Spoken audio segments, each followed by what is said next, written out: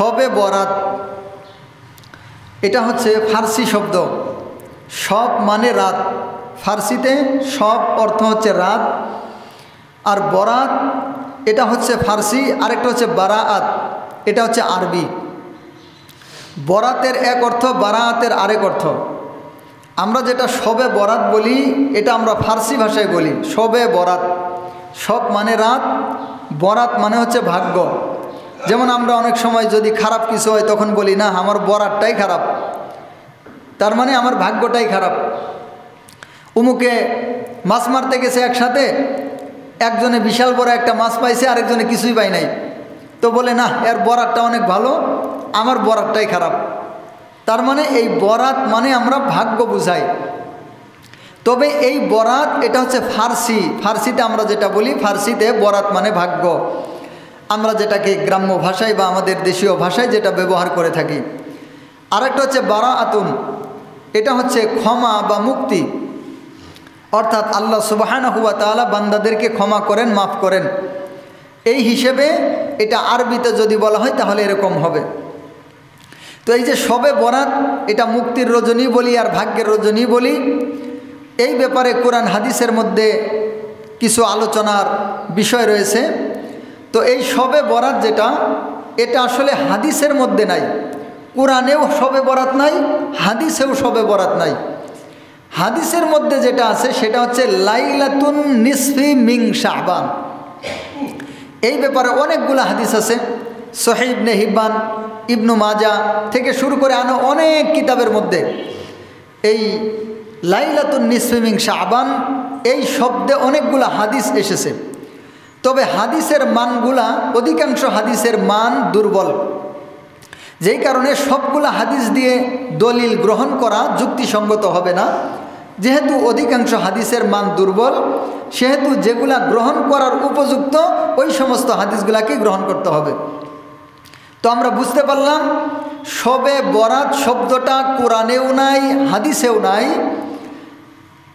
এই শবে বরাত বলতে আমরা যেটাকে বুঝি সেটাকে বলা হয় শাবান মাসের 14 তারিখের দিবাগত রাত, 14 এবং 15 তারিখের মাঝামাঝি যে রাতটা আসে এটাকে আমরা শবে বরাত বলি।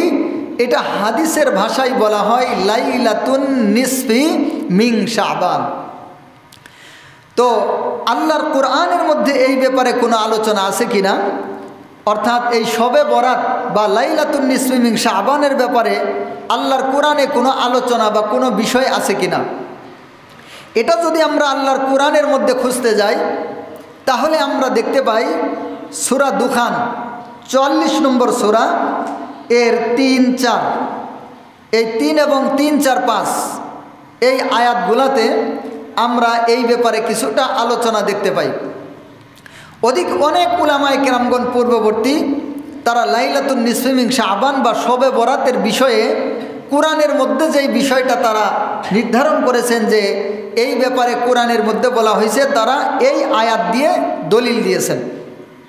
কিন্তু সমস্যা হচ্ছে অধিকাংশ মুফাসসিরিনে কেরাম বলছেন লাইলাতুন নিসফি মিন শাবান বা শবে বরাতের ব্যাপারে কোরআনের মধ্যে কোনো আলোচনা নাই। আর এখানে সূরা দুখানের 3-4-5 আয়াত দিয়ে যে দলিল দেওয়া হয় এটা অল্প কিছু মুফাসসির বলছেন যে এটা শবে বরাত বা লাইলাতুন নিসফি মিন শাবানের কথা বলা হয়েছে। তবে অধিকাংশ মুফাসসিরিনে কেরাম, জমহুর মুফাসসিরিনে কেরাম তারা বলেছেন যে এই যে সূরা দুখানের 3-4-5 আয়াতের মধ্যে শবে বরাতের কথা বলে আমরা যেটাকে বুঝাই এটা শবে বরাতকে বলা হয় নাই, বরং এটা শবে কদরকে বলা হয়েছে। এই জন্য এই বিষয়টা নিয়ে একটা ইখতিলাফ রয়ে গেছে, একটা মত পার্থক্য রয়ে গেছে। আর এটা আজকের মতো পার্থক্য নয়, এটা ঠিক বহু পূর্ব থেকে শুরু হয়েছে। তো যাই হোক, কিছু মুফাসসির যেহেতু এই সূরা দুখানের 3-4-5 আয়াত দিয়ে শবে বরাতের একটা দলিল গ্রহণ করেছেন, সেহেতু আমরা এই বিষয়টাকে আলোচনা করব। আল্লাহ তাআলা সূরা দুখানের এই 3-4-5 আয়াতের মধ্যে কি বলেছেন। তো আল্লাহ তাআলা বলতেছেন ইন্না আনজালনাহু ফি লাইলাতিন মুবারাকা, ইন্না আনজালনাহু ফি লাইলাতিন মুবারাকা। নিশ্চয় আমি নাজিল করেছি উহাকে, ইন্না নিশ্চয়, আনজালনা নাজিল করেছি উহাকে, ফি মধ্যে লাইলাতুন রাত মুবারকা পবিত্র। এটা হচ্ছে এর সরল অর্থ। এর মূল অর্থটা হচ্ছে নিশ্চয় আমি উহাকে পবিত্র মহাপবিত্র রজনীতে নাজিল করেছি। এখন এই যে আনজালনা এই যে যে জমিরটা আছে, উহাকে নাজিল করেছি, এই উহাকে মানে কাহাকে বোঝানো হয়েছে? এই উহাকে মানে বোঝানো হয়েছে কোরআন কারীমকে। অর্থাৎ আল্লাহ তাআলা বলতেছেন ইন্না আনজালনাহু ফি লাইলাতিন মুবারাকা, আমি এই কোরআনকে একটি পবিত্র রাত্রিতে নাজিল করেছি, এক মুবারক রাত্রিতে নাজিল করেছি। তো এখন আল্লাহ তাআলা বললেন এই কোরআনকে আমি এক মুবারক রাত্রিতে নাজিল করেছি। তো এই মুবারক রাতটা কোন রাত? এটাই হচ্ছে ইখতিলাফের বিষয়। অধিকাংশ মুফাসসির বলেছেন এই মুবারক রাত হচ্ছে লাইলাতুল কদর, মানে কদরের রাত। আবার অল্প কিছু মুফাসসির বলেছেন এই মুবারক রাত অর্থ হচ্ছে শবে বরাতের রাত বা লাইলাতুন নিসফি মিন শাবানের রাত। এটাই হচ্ছে ইখতিলাফের বিষয়। তো এরপরে আল্লাহ তাআলা বলতেছেন ইন কুল্লু আমরিন হাকিম, এই রাতটা হচ্ছে এমন রাত যেই রাতে আমি অনেক বড় বড় বিষয়ে, হিকমতপূর্ণ অনেক বড় বড় বিষয়ে আমি যেই রাত্রে ফয়সালা করেছি। আমরম মিন ইনদিনা ইন্না কুন্না মুরসিলিন, এখানে রসুল প্রেরণ করার সম্পর্কে বলা হয়েছে। মোট কথাটা হচ্ছে এখানে আল্লাহ সুবহানাহু ওয়া তাআলা এই যে ইন্না আনজালনাহু ফি লাইলাতিন মুবারাকা, এই মুবারক রাতটা নিয়েই আমাদের এই মুফাসসিরিনে কেরামের মধ্যে একদম পূর্ব থেকে শুরু করে আজ পর্যন্ত একটা ইখতিলাফ চলে আসতেছে। তো এটা দ্বারা যদি শবে কদর হয় তাহলে আমাদের কোনো সমস্যা নাই, এটা দ্বারা যদি শবে বরাত হয় এটাও আমাদের কোনো সমস্যা নাই, কারণ আমরা দুই রাত্রিতেই ইবাদত বন্দেগী করব ইনশাআল্লাহ। তবে আমাদের দেশে একদল মানুষ আছে যারা শবে বরাতকেই অস্বীকার করে, লাইলাতুন নিসফি মিন শাবানের ব্যাপারে তারা বাড়াবাড়ি করে। আমাদের দেশে বাড়াবাড়ি এবং সারাসারি দুইটাই রয়েছে। একদল ব্যক্তি এই লাইলাতুন নিসফি মিন শাবান এটা কিছুই না, কোনো কিছুই করা যাবে না, কোনো ইবাদতও করার দরকার নাই, কোনো কিছুই করার দরকার নাই, এমনিতে আপনি শুয়ে থাকেন কোনো সমস্যা নাই, তারা এরকম বলে। অর্থাৎ এই শবে বরাত বা লাইলাতুন নিসফি মিন শাবানের যে একটা গুরুত্ব বা মাহাত্ম্য বা এটা পালন করা বা এখানে কিছু ইবাদত করার যে একটা বিষয় আছে, তারা এই বিষয়টাকে সরাসরি অস্বীকার করে দেয় যে না, এখানে কোনো কিছু করা লাগবে না, শবে বরাত বলতে কোনো কিছু নাই, লাইলাতুন নিসফি মিন শাবান বলতে কোনো প্রকার রাত্রি যাপন করা বা রাত্রি জাগরণ করা এরকম কোনো কিছুর দরকার নাই, এরকম বলে থাকে। আবার পক্ষান্তরে আরেক দল ব্যক্তি আছে যারা এই শবে বরাতকে সামনে নিয়ে এমন কিছু করে থাকে যে এই কাজগুলো শরীয়তে নিষিদ্ধ। যেমন এই রাত্রে আতশবাজি করে, মানে ফটকা ফুটায়। ওই যে আগে যে ফটকা ফুটানো হইতো, এই রাত্রিতে তারা ফটকা ফুটায়। এই রাত্রিতে তারা বাড়ি ঘরকে আলোক উজ্জ্বল করে, পুরা বাড়ি ঘরকে তারা মরিচবাতি দিয়ে আলোকিত করে ফেলে। তারপরে এই দিন হই হুল্লোড়, তারপরে নাচানাচি, ফালাফালি, অনেক ধরনের কার্যক্রম তারা করে থাকে। মোট কথা এই রাতটা নিয়ে তারা অনেক বাড়াবাড়ি করে। আবার আরেক দল তো আছে আমাদের সমাজে, ঢোল তবলা একতারা জুড়ি খমক বাজায়া পুরুষ মহিলা একসাথে নাচানাচি শুরু করে দেয় এই রাত্রে। এরকম একদল ইবলিশ শয়তান আমাদের সমাজের মধ্যে আছে। তো এই রাতটা নিয়ে অনেক বাড়াবাড়ি সারাসারি আছে, এটা আমাদের সমাজের মধ্যে পাওয়া যায়। তবে হাদিসে এই ব্যাপারে কি আছে, কোরআনে কি আছে এটা আমরা দেখলাম। এখন আমরা দেখব হাদিসে এই ব্যাপারে কি আছে। আমরা যদি দেখি সহিহ ইবনে হিব্বানের মধ্যে একটা হাদিস এসেছে, যেই হাদিসটা আমি খুতবার পরে তেলাওয়াত করেছি। আল্লাহর নবী সাল্লাল্লাহু আলাইহি ওয়াসাল্লাম বলেছেন ইন্নাল্লাহা লা ইয়াত্তালিউ ফি লাইলাতিন নিসফি মিন শাবান ফায়াগফিরু লিজামিই খালকিহি ইল্লা মুশরিকিন আও মুশাহিন। আল্লাহর নবী সাল্লাল্লাহু আলাইহি ওয়াসাল্লাম বলতেছেন ইন্নাল্লাহা, নিশ্চয় আল্লাহ তাআলা, লা ইয়াত্তালিউ ফি লাইলাতিন নিসফি মিন শাবান, এই শবে বরাতের রাত্রে বা লাইলাতুন নিসফি মিন শাবানের রাত্রে আল্লাহ সুবহানাহু ওয়া তাআলা তার সমস্ত সৃষ্টির দিকে রহমতের দৃষ্টি দেন। সুবহানাল্লাহি ওয়া বিহামদিহি। আল্লাহ তাআলা রহমতের দৃষ্টিতে তার সমস্ত সৃষ্টির প্রতি দৃষ্টি দেন। ফায়াগফিরু লিজামিই খালকিহি, এবং আল্লাহ তাআলা তার সমস্ত সৃষ্টিকে মাফ করে দেন, মানে সমস্ত মানুষকে আল্লাহ তাআলা মাফ করে দেন। ওয়াগফিরুলি জামিআ খালকিহি, আল্লাহ তাআলা সমস্ত সৃষ্টিকে মাফ করে দেন, ইল্লা মুশরিকিন আও মুশাহিন, দুই প্রকার ব্যক্তিকে ব্যতীত আল্লাহ তাআলা সমস্ত মানুষকে মাফ করে দেন। দুই প্রকার কি কি? এক নম্বর মুশরিক, দুই নম্বর মুশরিকিন আও মুশাহিন। এক নম্বর হলো মুশরিক, দুই নম্বর হলো মুশাহিন। মুশরিক কাদেরকে বলা হয়? যারা আল্লাহ তাআলার জাত সিফাত এবং ইবাদতের মধ্যে আল্লাহর সাথে শিরক করে, আল্লাহর সাথে শরিক করে, তাদেরকে বলা হয় মুশরিক। আল্লাহ তাআলার জাতের মধ্যে শরিক করা, অর্থাৎ আল্লাহ যেমন আল্লাহ, আল্লাহ যেমন একক, আল্লাহ যেমন আছেন ওই রকম আল্লাহ তাআলার মতো আরও কারো শক্তি আছে। যেমন যারা মূর্তির পূজা করে তারা মূর্তিকে আল্লাহর মতো শক্তিশালী, আল্লাহর মতো ক্ষমতাওয়ালা, আল্লাহর মতো আল্লাহ তাআলার যে সমস্ত কোয়ালিটিগুলো আছেন ওরা আল্লাহ তাআলার মতো ওই মূর্তিকেও মনে করে থাকে। আল্লাহর যেমন জাত তারা ওই মূর্তিকেও ওই রকম জাত মনে করে থাকে। এটা হচ্ছে আল্লাহ তাআলার জাতের মধ্যে শরিক করা। যেমন আমাদের দেশে একদল ভণ্ড আছে, এই ভণ্ডরা তারা তাদের পীর সাহেব বা তাদের যে খাজা বাবা যেগুলো আছে তাদেরকে আল্লাহর মতো করে, আল্লাহর মতো মনে করে। আল্লাহর জাতের কিছু অস্তিত্ব তারা আল্লাহ তাআলা তাদের পীরের মধ্যে দিয়ে দিয়েছেন, মানে আল্লাহ তাআলার জাতের কিছু গুণাগুণ তাদের পীরের মধ্যে দিয়ে দিয়েছেন, এই রকম তারা মনে করে। এবং কিছু এরকমও আছে যারা মনে করে যে স্বয়ং আল্লাহ এখন পীর সেজে দুনিয়াতে আসছে, নাউজুবিল্লাহি মিন যালিক। এই জন্য তারা যে পীরকে সেজদা করে, আপনি যদি জিজ্ঞাসা করেন তোরা সেজদা করস কেন, তখন বলবে আরে বেটা তোমরা তো বুঝো না, তোমরা এই সমস্ত খবরই জানো না, তোমরা তো মাত্র 30,000 জানো, আমরা তো 90,000 জানি। তো মোট কথা হচ্ছে আল্লাহ তাআলা নিজেই ও সে রং বেরঙ্গে নানান রঙে সঙ্গে মিশেছে গো মুর্শিদ রূপে সাই।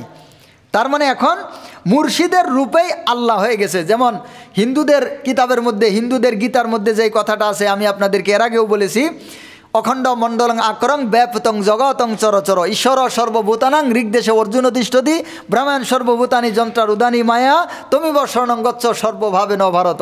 মানে আল্লাহ এখন নিজেই, হিন্দুদের বিশ্বাস হচ্ছে তাদের ভগবান এখন নিজেই বিভিন্ন রূপ ধারণ করে জাতের সাথে বিভিন্ন জিনিসের সাথে মিশে গেছেন, নাউজুবিল্লাহি মিন যালিক। এই জন্য তারা গাছের পূজা করে, মাছের পূজা করে, বলদের পূজা করে, গায়ের পূজা করে, বান্দরের পূজা করে, সাপের পূজা করে, শামুকের পূজা করে, শিবের পূজা করে, এই রকম অনেক কিছুর পূজা তারা করে। মনে করেন একটা গাছ, হঠাৎ করে সকালে দেখা গেল গাছ থেকে একটা ছোটো ডাল বেরোইছে, এটাই একটা বিষয়, হাই রে গাছ থেকে ডাল কেন বের হইল, এখানে একটা বিষয় আছে, এখানে আমাদের ভগবান এসে ভর করছে, তো এখন ওই গাছের পূজা করা শুরু। এই ধরনের ঠুনকো কিছু বিষয়। মনে করেন একটা গরুর শিঙা ছিল ছোটো আগের দিন, পরের দিন হঠাৎ করে শিংটা একটু বড় হয়ে গেছে, এই তো কাম হয়েছে, এখানে ভগবান ভর করছে, এখন এই বলদের পূজা শুরু। এই ধরনের একদল মুশরিক আছে যারা এরকম, তাদের ধর্মের কোনো মানে কোয়ালিটি নাই, ধর্মের কোনো ঠিক ঠিকানা নাই, যার যা মন চাইতেছে এরকমই করতেছে, এরকম বিষয় আছে। তো আমাদের মুসলমানদের মধ্যে একদল এরকম আছে। এই জন্য আমি বলি ওরা বিধর্মীর ঘরের বিধর্মী, হিন্দুর ঘরের হিন্দু, আর মুসলমানের মধ্যে একদল আছে মুসলমানের ঘরের হিন্দু। এরা এই ধরনের কবর মাজার, তারপরে খাজা বাবা টাজা বাবাকে এবার আল্লাহর অংশ মনে করে বসে আছে। এরা খাজা বাবাকে আল্লাহ তাআলার সত্তা বলে মনে করে। তো এটা হচ্ছে এক নম্বর আল্লাহ তাআলার জাতের মধ্যে শিরক করা। দুই নম্বর যারা আল্লাহর সিফাতের মধ্যে শিরক করে, অর্থাৎ আল্লাহ যেরকম দেনেওয়ালা, আল্লাহ যেরকম রাখনেওয়ালা, আল্লাহ যেরকম মারনেওয়ালা, এই গুণগুলা যেমন আল্লাহর, তারা মনে করে থাকে তাদের পীর বা তাদের খাজা বাবা বা তাদের যে মাজারের মধ্যে যে আছে তার ওই রকম ক্ষমতা আছে, তার কাছে ছেলে চাইলে ছেলে দিতে পারে, অসুস্থ হইলে সুস্থতা দিতে পারে, তো বিপদে পড়লে বিপদ থেকে বাঁচাইতে পারে, তারপরে তার কাছে যা কিছু চাওয়া হয় তার কাছে পাওয়া যায়। এই ধরনের সিফত যেগুলো আল্লাহ তাআলা রাখতে পারেন, মারেন, আল্লাহ রাখেন এবং মারেন, তারা ওই রকম বিশ্বাস করে আমার খাজা বাবা কেবলা কাবা পরাণের পরাণ, তুমি রাখো মারো সবই পারো আমার বাবা যান, নাউজুবিল্লাহি মিন যালিক। কি বলে রাখো মারো সবই পারো আমার বাবা যান। তার মানে কি, ও বিশ্বাস করে রাখে মারে সবই পারে, ওর পীর রাখতেও পারে, মারতেও পারে, সবই পারে, নাউজুবিল্লাহি মিন যালিক। এই ধরনের বিশ্বাস আমাদের দেশের একদল মানুষের মধ্যে আছে। এরা হচ্ছে আল্লাহ তাআলার সিফাতের মধ্যে শিরক করে। আরেকটা হচ্ছে আল্লাহ তাআলার ইবাদতের মধ্যে শিরক করা। যেমন নামাজ আল্লাহর জন্য, কেউ যদি আল্লাহ ছাড়া অন্য কারো নামে নামাজ পড়ে, অন্য কারো জন্য নামাজ পড়ে, তাহলে এটা শিরক হবে। জিকির আল্লাহর জন্য, কেউ যদি আল্লাহর নাম বাদ দিয়ে অন্য কারো নামে জিকির করে, তাহলে সে শিরক করলো আল্লাহ তাআলার ইবাদতের মধ্যে। যেরকম আমাদের বাংলাদেশে এই ভণ্ডরা হাই বাবা, তারপরে আ বাবা, খা বাবা, কেকু, নানান ধরনের শব্দে জিকির করে থাকে, এগুলো হচ্ছে আল্লাহ তাআলার ইবাদতের মধ্যে শিরক করা। এরকম আল্লাহ তাআলা সেজদার মালিক একমাত্র আল্লাহ, আল্লাহ ছাড়া অন্য কাউকে যদি কেউ সেজদা করে, তাহলে সে আল্লাহ তাআলার ইবাদতের মধ্যে শিরক করলো। আর শিরকু আইয়াসবুতা লিগাইরিল্লাহি তাআলা শাইআম মিনাস সিফাতিল মুখতাসাতি বিহি তাআলা। আমাদের পূর্ববর্তী আইম্মায়ে কেরামগণ শিরকের একটা সংজ্ঞা দিয়েছেন। আর শিরকু আইয়াসবুতা লিগাইরিল্লাহি তাআলা শাইআম মিনাস সিফাতিল মুখতাসাতি বিহি তাআলা, যেই সমস্ত বিষয়গুলা একমাত্র কেবলমাত্র শুধুমাত্র আল্লাহর জন্য খাস, ওই সমস্ত বিষয়ে আল্লাহ ছাড়া অন্য কারো নামে নির্দিষ্ট করা, আল্লাহ ছাড়া অন্য কারোর জন্য করা, এটাই হচ্ছে শিরক। তো আল্লাহ সুবহানাহু ওয়া তাআলার নবী, আমাদের কলিজার টুকরা নবী, তিনি বলে গেছেন 1450 বছর পূর্বে, ইন্নাল্লাহা লা ইয়াত্তালিউ ফি লাইলাতিন নিসফি মিন শাবান। আল্লাহ সুবহানাহু ওয়া তাআলা, নিশ্চয় আল্লাহ সুবহানাহু ওয়া তাআলা লাইলাতুন নিসফি মিন শাবান মানে শবে বরাতের রাত্রে আল্লাহ তাআলা তার সমস্ত সৃষ্টির দিকে রহমতের দৃষ্টি নিক্ষেপ করেন। ফায়াগফিরুলি জামিআ খালকিহি, এবং আল্লাহ তাআলা তার সমস্ত সৃষ্টিকে মাফ করে দেন, সমস্ত মানুষকে মাফ করে দেন। দুই প্রকার মানুষকে ব্যতীত, ইল্লা মুশরিকিন আও মুশাহিন। 1 নম্বর মুশরিকদেরকে আল্লাহ তাআলা মাফ করেন না, 2 নম্বর মুশাহিনকে আল্লাহ তাআলা মাফ করেন না। মুশরিক কাকে বলে এর সংক্ষিপ্ত বিষয় আমরা আলোচনা করলাম। মুশাহিন কাকে বলে? মুশাহিন হচ্ছে হিংসুক। মুশাহিন মানে কি? মুশাহিন কাকে বলা হয়? যে হিংসা করে অন্য মুসলমান ভাইয়ের প্রতি, অন্য মুসলমানের প্রতি যার অন্তরের মধ্যে হিংসা থাকে। যেমন কারো ভালো হইলে, কারো ক্ষেতের আবাদ ভালো হইলে তার অন্তরের মধ্যে হিংসা হয়, এটা নিয়ে নানান কথা কয়, নানান বিভিন্ন উল্টাপাল্টা কথাবার্তা সমাজের মধ্যে কয়, তার অন্তরের মধ্যে হিংসা। এই হিংসা প্রকাশ করতে গিয়ে সে এমন কিছু কাজেও হিংসা করে যেটা আসলে কথা বলার কোনো বিষয়ই না। এই রকম বিষয়েও মানুষ হিংসা করে থাকে।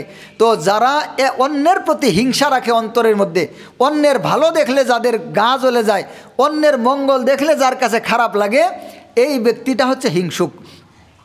আর যারা হিংসা করে অন্যের প্রতি, এই সমস্ত ব্যক্তিদেরকে আল্লাহ তাআলা এই এত বড় গুরুত্বপূর্ণ রাত্রেও আল্লাহ তাআলা তাদেরকে মাফ করেন না। যদি এরা ইবাদত করে, যদি এরা নামাজ পড়ে, যদি এরা ওই রাত্রিতে আরও কোনো ইবাদত করে, তারপরেও তাদের মাফ হবে না যতক্ষণ পর্যন্ত তাদের অন্তর থেকে হিংসাকে বাদ না দেয়। যখন হিংসাকে বাদ দিবে, তো আল্লাহ সুবহানাহু ওয়া তাআলা তাদের অন্তরটা শুদ্ধ হওয়ার কারণে আল্লাহ তাআলা তাকে সওয়াব দান করবেন, আল্লাহ তাআলা তাকে মাফ করবেন। কিন্তু যদি অন্তরের মধ্যে হিংসা রাখে, আর হিংসা রেখেও যদি ইবাদত করে, হিংসা রেখে যদি ইবাদতও করে, তারপরেও তার কোনো ইবাদত আল্লাহর কাছে গ্রহণীয় হবে না, এবং সে এই রাত্রিতে আল্লাহ তাআলার কাছে ক্ষমাও পাবে না, আল্লাহ তাআলার কাছে মুক্তিও পাবে না। জি আচ্ছা, এখন বিষয়টা হলো যে রুগী, সে কিন্তু সাধারণত, আচ্ছা এটাই স্বাভাবিক, রুগী সাধারণত তার নিজের অস্তিত্ব, নিজের অবস্থাটাকে বুঝতে পারে না। তো তারা নিজেদেরকে, যেমন ওই যে একটা কথা আমি বলছিলাম যে হঠাৎ করে পাবনার পাগলাগারো থেকে ওই গেটম্যান যিনি আছে, যিনি মানে গেট ঠিক রাখে, তো ওই গেটম্যান হঠাৎ করে ভুলে একটু খুলে রাখছিল, তো এখন পাগলা একটা বের হয়ে আসছে, এসে একদম মানে শহরের মেন শহরের মাঝখানে চলে গেছে, গিয়ে বলতেছে যা দেখলাম এরা আসলে সব পাগল, একমাত্র আমি ছাড়া। তো মানে ও যা দেখলো সবাই পাগল একমাত্র ওই ছাড়া, অথচ ও আসছে কই থেকে? পাগলাগারোর থেকে। তো এরকম যারা হিংসুক, তারা আসলে নিজেরা বুঝতে পারে না যে আমি কি আসলে হিংসুক কিনা। এটা একটা সমস্যা। যে হিংসাকারী সে বুঝে না যে আমি হিংসুক, সে মনে করে এটা ঠিক আছে। সে যে অন্যের ভালো দেখতে পারে না, সে মনে করে না আমি ঠিক আছি, এরাই খারাপ। এই জন্য যারা হিংসা করে তারা অনেক সময় বড় বড় কথা বলে, বা যারা হিংসা করে তারা অনেক সময় মানুষের কাছে ভালোগিরি দেখাইতে চায়। যারা হিংসা করে তারা মানুষের কাছে অনেক সময় বড়ত্ব দেখাইতে চায়, কারণ তার ভিতরেই তো হিংসা, তার অন্তরটাই তো নষ্ট, এই জন্য তারা বুঝতে পারে না। তো এখান থেকে একটা বিষয় না বললেই নয়, যেহেতু কাকা কথাটা নিয়ে আসলেন। বিষয়টা হচ্ছে এগুলা হচ্ছে একটা গোপন রোগ, হিংসা, বিদ্বেষ, রিয়া, সুমা, বুগজ, কিবির, এগুলা এক একটা রোগ। যেমন বুগজুন বলা হয় রাগ। আমাদের সমাজে একদল মানুষ আছে, এদের রাগের সীমানা নাই, মানে কোনো একটা চুন থেকে পান খসতে দেরি এমন রাগ করে, এই রাগের কোনো সীমানা থাকে না। তো রাগের পরিধিটা অনেক বেশি। এবং আমাদের ওই যে রকচটা মানুষ আছে না, একদল হুট করে রাগ পেয়ে যায়, হুট করে রাগ করে মারামারি শুরু করে দেয়। তো এই ধরনের এই যে বুগজুন মানে এই যে রাগারাগি, এর দ্বারা অন্য মুসলমানের কষ্ট হয়। কারণ ছোট্ট একটা বিষয়, এটা রাগের কোনো বিষয় না, এখানে যদি রাগারাগি হয় তাহলে সমাজের মধ্যে ক্ষতি হয়, সমাজটা খারাপ হয়, সমাজে মারামারি দাঙ্গা হাঙ্গামা শুরু হয়। এটা হচ্ছে এক একটা কবিরা গুনাহ। তো এগুলা এই যে বুগজুন, তারপরে কিবির যেটাকে বললাম অহংকার, তারপরে মানুষকে দেখানোর জন্য রিয়া, আরেকটা হচ্ছে সুমা, মানুষকে শোনানোর জন্য একটা কিছু করা। তো এই সমস্ত কাজগুলাই হচ্ছে এক একটা কবিরা গুনাহ। আর এই একটা কবিরা গুনাহ নিয়ে যদি কোনো ব্যক্তি মারা যায়, তাহলে এই একটা কবিরা গুনাহই তাকে জাহান্নামে নেওয়ার জন্য যথেষ্ট। এই জন্য এই হিংসা, কিনা, বুগজ, এই রাগ, মানুষকে দেখানো, মানুষকে শোনানো, এই ধরনের যে বিষয়টা আছে, এরকম প্রায় 40 প্রকারের রোগ আছে যেটা মানুষের ভিতরে থাকে। আর এই 40 প্রকার রোগ যাদের হয় তারা নিজেরা এটা সহজে বুঝতে পারে না। এই জন্যই যারা সমাজের মধ্যে হক্কানি আল্লাহর ওলি আছেন, হক্কানি পীর বুজুর্গ আছেন, বা হক্কানি উলামায়ে কেরাম আছেন, তাদের কাছে গিয়ে তাদের সোহবতে থেকে নিজেদের এই রোগের চিকিৎসা করা, এটাও ইসলামের মধ্যে একটা গুরুত্বপূর্ণ কাজ। কিন্তু সমস্যা হয়ে গেছে একটা, এখন ভণ্ড পীরের বিরুদ্ধে কথা বললে মানুষ মনে করে যে এই পীরেরই বিরুদ্ধে। আবার আছে সমাজের মধ্যে একদল, বিশেষ করে বাংলাদেশে আহলে হাদিস নামে একদল আহলে খবিস আছে। আমাদের বাংলাদেশে আহলে হাদিস নামক একদল আহলে খবিস আছে। এরা পেট্রো ডলার খুর, এরা হচ্ছে ইহুদি খ্রিস্টানদের গোপন এজেন্ট, গোপন এজেন্ডা এরা বাস্তবায়নকারী। এরা সরাসরি পীরের নামই শুনতে পারে না, পীর বুজুর্গর নাম শুনলে এদের মাথা গরম হয়ে যায়। তো এটা হচ্ছে বাড়াবাড়ি। পীরেরও দরকার আছে, মসজিদেরও যেমন দরকার, মাদ্রাসার যেমন দরকার, পীরেরও এরকম দরকার। কিন্তু সমস্যা হচ্ছে যেই সরিষাতে ভূত তাড়াবো, সরিষাতেই ভূত। সমস্যা এই জায়গায়, সরিষা দিয়ে ভূত তাড়াবো, সরিষার মধ্যে যদি ভূত থাকে তাহলে তো সমস্যা। তো যেমন আমাদের পূর্ববর্তী যারা আল্লাহর ওলি ছিলেন, বুজুর্গানে দিন ছিলেন, যারা আল্লাহর দিনকে সারা দুনিয়ার মধ্যে প্রতিষ্ঠিত করার জন্য নিজের জীবনকে উৎসর্গ করে গেছেন, যেমন হযরত শাহজালাল ইয়ামানী রহমতুল্লাহি আলাইহি সুদূর ইয়েমেন দেশ থেকে ভারতবর্ষে বুরহানুদ্দিন নামক একজন মুসলমানকে যে রাজা গৌরগোবিন্দ অপমান করেছিল, ওই অপমানের প্রতিশোধ নেওয়ার জন্য ভারতের জমিনে ইসলামের ঝান্ডা উড্ডীন করার জন্য তিনি সুদূর ইয়েমেন থেকে ভারতের জমিনে এসেছিলেন। তো তিনি ছিলেন আল্লাহর খাঁটি ওলি। কিন্তু আজকে তার নাম দিয়ে, ওই কাদরিয়া তরিকার নাম দিয়ে, চিস্তিয়া, নকশবন্দিয়া, মুজাদ্দিদিয়া, এইরকম তরিকার নাম দিয়ে একদল নাফরমান, একদল ইবলিশের ঘরের ইবলিশ, একদল শয়তানের ঘরের শয়তান, এরা মানুষকে জাহান্নামের দিকে টেনে নিচ্ছে। মুজাদ্দিদ আল ফেসানি রহমতুল্লাহি আলাইহি, যার থেকে এই মুজাদ্দিদি তরিকা চলতেছে, মুজাদ্দিদ আল ফেসানি রহমতুল্লাহি আলাইহি, যিনি সারাটা জীবন শিরক বেদাতের বিরুদ্ধে জিহাদ করে গেছেন, যিনি ছিলেন একজন মুজাহিদ, বাদশাহ আকবরের বিরুদ্ধে ওই সময় একদম অতুলনীয় বাদশাহ, এমন একজন বাদশাহ যার কোনো তুলনা চলে না, এই রকম পরাক্রমশালী বাদশাহ যে ছিল বাদশাহ আকবর। আর মুজাদ্দিদ আল ফেসানি রহমতুল্লাহি আলাইহি একজন আলেম হয়ে, একজন সাধারণ আলেম হয়ে বাদশাহর বিরুদ্ধে ফতোয়া দিয়েছিলেন, বাদশাহর বিরুদ্ধে আওয়াজ উঠাইছিলেন, বাদশাহর বিরুদ্ধে বিদ্রোহ ঘোষণা করেছিলেন। আর কেন করেছিলেন? এই সম্রাট আকবর একটা নতুন ধর্ম আবিষ্কার করেছিল, যার নাম ছিল দ্বীন-এ এলাহি। এখানে মানুষকে সেজদা করা জায়েজ ছিল। তার ভক্তরা বাদশাহ আকবরের এই দ্বীন-এ এলাহি যারা গ্রহণ করেছিল, তারা তাকে সেজদা করতো, বাদশাহ আকবরকে সেজদা করতো। মুজাদ্দেদ আল ফেসানি রহমতুল্লাহি আলাই তার বিরুদ্ধে আওয়াজ উঠাইছিলেন। আল্লাহর নবী বলেছেন, লা ইয়াসলুহু লিবাশারিন আন ইয়াসজুদা লিবাশারিন, কোনো মানুষকে সেজদা করতে পারে না, এটা হারাম। আল্লাহর নবী বলেছেন, যদি মানুষকে সেজদা করতে পারতো এটা হালাল হতো, আমি প্রত্যেক মহিলাকে হুকুম দিতাম তোমরা তোমাদের স্বামীকে সেজদা করো। যেহেতু হারাম সেহেতু এই হুকুম দেওয়া হয় নাই। তাহলে কি বোঝা গেল, মানুষকে সেজদা করা হালাল নাকি হারাম? হারাম, স্পষ্ট হারাম। কিন্তু এই সম্রাট আকবর এই প্রথাটা চালু করেছিল। মুজাদ্দেদ আল ফেসানি রহমতুল্লাহি আলাই এর বিরোধিতা করেছিলেন, যে কারণে তাকে জেল খাটতে হয়েছিল। কিন্তু আজকে ওই মুজাদ্দেদি তরিকার নাম দিয়ে এই যে দেখেন বাংলাদেশে আটরশি, এই যে দেওয়ানবাগি, এই যে চন্দ্রপুরী, তারপরে এই যে মাঝভান্ডারি, তারপরে এই যে এনায়েতপুর, এই যে শম্ভুগঞ্জ, এই যে দুজা, তারপরে এই যে আরেকটা এইদিকে, তারপরে আশেপাশে অনেকগুলো আছে, যেখানে গিয়ে দেখেন একদম সুন্দর করে সেজদা হইতেছে, সুন্দরভাবে সেজদা করতেছে। তো মুজাদ্দেদ আল ফেসানি রহমতুল্লাহি আলাইয়ের নাম দিয়ে শিরক বেদাত করে যাইতেছে, এমন কিছু কথাবার্তা বলে যেই কথাগুলো সরাসরি কোরআনের সাথে বিপরীত। তো এই রকম কাজ মুজাদ্দেদ আল ফেসানি রহমতুল্লাহি আলাইয়ের নাম দিয়ে করতেছে। অথচ মুজাদ্দেদ আল ফেসানি রহমতুল্লাহি আলাই উনি ছিলেন আল্লাহ তাআলার একজন খাঁটি ওলি, তিনি ছিলেন আল্লাহ তাআলার একজন খাঁটি ওলি, খাঁটি পীর। কিন্তু আজকে তার নাম দিয়ে এরা ভণ্ডামি করতেছে, মানুষকে জাহান্নামের দিকে নিতেছে। তো মোট কথা হচ্ছে, পীর ওলি এরা অনস্বীকার্য নয়, মানে এরা পীর ওলিকে অস্বীকার করা যাবে না, এরা স্বীকার্য। ইসলামে এদের দরকার আছে, মসজিদ মাদ্রাসার যেমন দরকার ওই রকম হক্কানি পীর বুজুর্গের দরকার। কারণ এই যে 40 প্রকার রোগ যে ভিতরে আছে, এই যাদের ভিতরে এই রোগগুলো আছে তারা এই রোগগুলা চেনে না। এই জন্য কোনো হক্কানি পীর, হক্কানি উলামায়ে কেরাম যারা আছেন তাদের সোহবতে থেকে এই রোগগুলা চিনে নেওয়া এবং এই রোগগুলা প্রতিকার করার জন্য কি করণীয় তা করা। কিন্তু আমাদের সমাজে তো কি একটা অবস্থা, একদিকে বাড়াবাড়ি, একদিকে সারাসারি, একদিকে অস্বীকার, আরেকদিকে এটা নিয়ে এটাই তারা ধর্ম বানায় নিছে।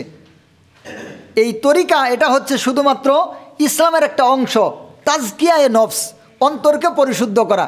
কোথা থেকে পরিশুদ্ধ করবে? এই সমস্ত গুনাহগুলা থেকে পরিশুদ্ধ করবে। কিন্তু আজকে সমাজের মধ্যে মানুষ তো দুনিয়া নিয়ে এমন ব্যস্ত, নামাজ পড়ারই সময় নাই, তারপরে ওয়াজ হয়, ওয়াজ মাহফিলে যাওয়ারই, তাদের ওয়াজ শোনারই সময় নাই, কখন আবার পীর বুজুর্গদের কাছে যাবে বা তাদের কাছে গিয়ে কখন এই কথাগুলা শুনবে এবং তাদের কাছে সময় দিবে কখন। এই জন্য আজকে সমাজের মধ্যে খারাপতা, সমাজের মধ্যে নষ্টামি, সমাজের মধ্যে অশান্তি, সমাজের মধ্যে অশৃঙ্খলা, এই বিষয়গুলা বেশি। কারণ অধিকাংশ মানুষই হচ্ছে রুগী, এই সমাজের অধিকাংশ মানুষই হচ্ছে রুগী। এটা আবার কোন রোগ? ওই যে ভিতরের রোগ, এই রোগগুলার দ্বারা আক্রান্ত। এই জন্য আল্লাহর নবী সাল্লাল্লাহু আলাইহি ওয়াসাল্লাম শুধুমাত্র ইসলামের শিক্ষাটাই দিয়েছেন, শুধুমাত্র বিভিন্ন মাসলা মাসাইল শিক্ষা দিয়েছেন, বিষয়টা তা না। ইসলামের শিক্ষার মধ্যে তাজকিয়ায়ে নফসও আছে, অন্তরকে পরিশুদ্ধ করার জন্য এই শিক্ষাটাও ইসলামের মধ্যে আছে। আর আল্লাহর নবী সাল্লাল্লাহু আলাইহি ওয়াসাল্লাম এই শিক্ষাটা তার উম্মতকে দিয়ে গেছেন, সাহাবায়ে কেরামকে এই শিক্ষাটা দিয়ে গেছেন। তো এখানে সময় যেহেতু সংক্ষিপ্ত, এই বিষয়ে আমি আর বিস্তারিত বলতেছি না। আশা করি যারা বুঝার এইটুকুতে বুঝে ফেলেছেন ইনশাআল্লাহ। তো বলতেছিলাম, এই লাইলাতুন নিসফি মিন শাবান বা শবে বরাত, আল্লাহ সুবহানাহু ওয়া তাআলার নবী বললেন যে এই রাত্রিতে আল্লাহ তাআলা সমস্ত সৃষ্টির দিকে দৃষ্টিপাত করেন। ফায়াগফিরুলি জামিআ খালকিহি ইল্লা মুশরিকিন আও মুশাহিন, আল্লাহ তাআলা সমস্ত সৃষ্টিকে মাফ করে দেন, কিন্তু মুশরিক এবং অন্যকে যারা অহংকার করে, হিংসা করে, এই সমস্ত মুশাহিন, তাদেরকে আল্লাহ তাআলা মাফ করে দেন না। তো এই জন্য আমরা এই শবে বরাতে ইবাদত করব, শবে বরাতে আমরা কিছু নামাজ পড়ব, আমরা কোরআন তেলাওয়াত করব, আমরা জিকির আজকার করব।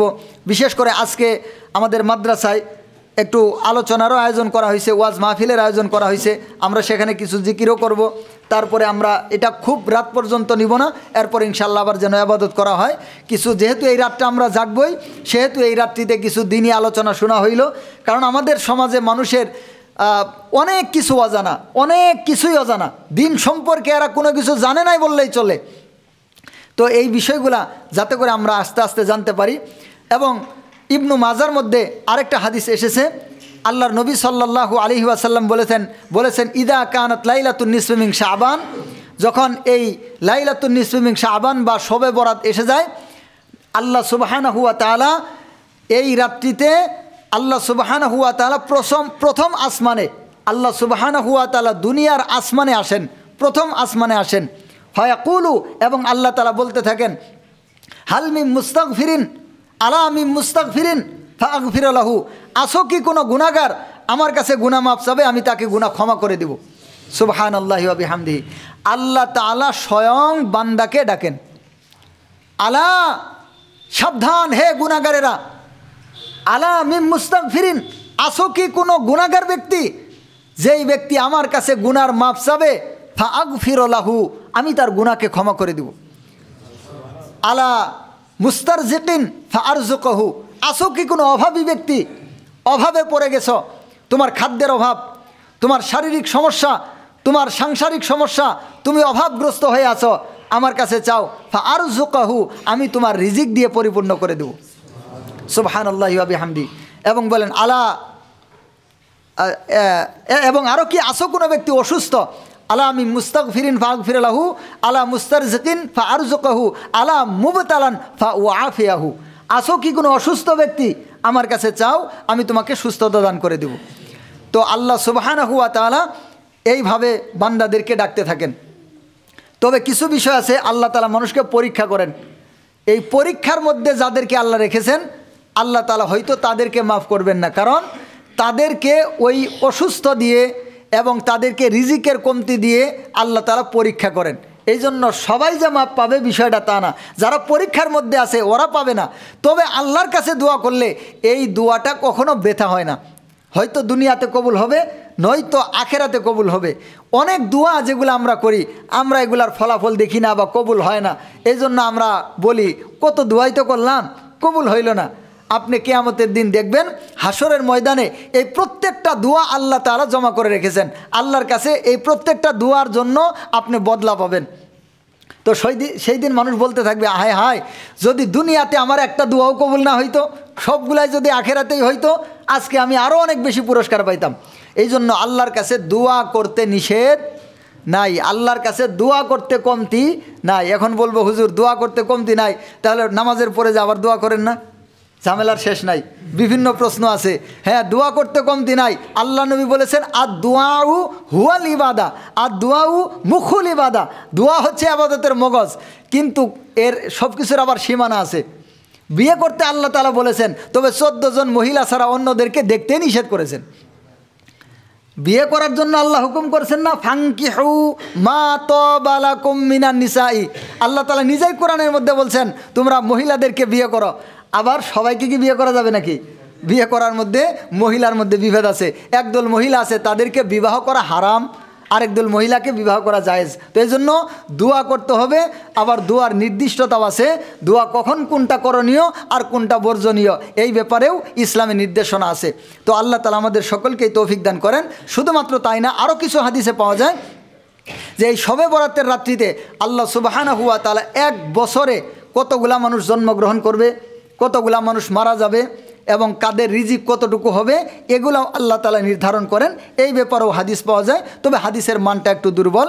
তবে যাই হোক, যেহেতু এই ব্যাপারে অনেকগুলো হাদিস আছে, এই জন্য যদি কোনো ব্যক্তি লাইলাতুন নিসফি মিন শাবান বা শবে বরাতকে অস্বীকার করে, এটা হবে বাড়াবাড়ি। এজন্য অস্বীকার নয় এবং এই রাত্রিতে বাড়াবাড়িও নয়। আমরা এই রাত্রিতে অন্যান্য রাত্রের মতোই ইবাদত বন্দেগী করব ইনশাআল্লাহ। এবং আমরা বাকি কিছু আলোচনা এই রাত্রিতে আবাদতগুলো আমরা কিভাবে করব এই ব্যাপারে ইনশাআল্লাহ আমরা মাহফিলের মধ্যে বিস্তারিত আলোচনা হবে। আল্লাহ তাআলা আমাদের সকলকে তৌফিক দান করেন। ওয়া আখিরু দাওয়ানা আনিল হামদুলিল্লাহ।